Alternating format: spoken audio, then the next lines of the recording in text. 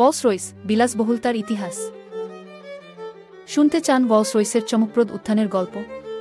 1904 সালে এক ধনী গাড়ি বিক্রেতা ও একজন ইঞ্জিনিয়ারের হাত ধরে এর যাত্রা শুরু। চার্লস রোলস একজন ধনী কার ডিলার এবং হেনরি রয়েস একজন প্রকৌশলী। রয়েস একটি উচ্চমানের গাড়ি ডিজাইন করেছিলেন এবং রোলস এর পারফরম্যান্সে মুগ্ধ হয়ে রোলস রয়েস নামে এটি বিক্রি করতে রাজি হন। 1906 সালে ইংল্যান্ডের ম্যানচেস্টারে আনুষ্ঠানিকভাবে রোলস রয়েস লিমিটেড প্রতিষ্ঠিত হয়।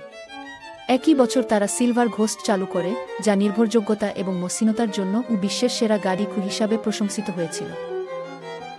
প্রথম বিশ্বযুদ্ধের সময় রোলস রয়েস বিমান ইঞ্জিন উৎপাদনে প্রসারিত হয়। তারা ঈগল ইঞ্জিন তৈরি করে, যা মিত্রশক্তির অনেক বিমানকে শক্তি জুগিয়েছিল। দুই বিশ্বযুদ্ধের মাঝে তারা ফ্যান্টম 1 এর মতো বিলাসবহুল মডেল আনে।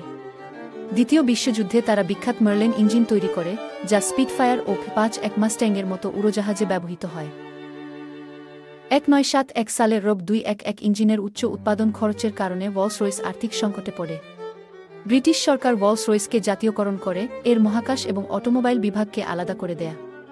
বমু রোলস রয়েসের নাম ও লোগো কিনে নেয়। বর্তমানে বমুয়ের অধীনে রোলস রয়েস তার বিলাসবহুল গাড়ির উৎপাদন ধরে রেখেছে। জানেন তো, রোলস রয়েস শুধু গাড়ি নয়, এটা একটা ইতিহাস।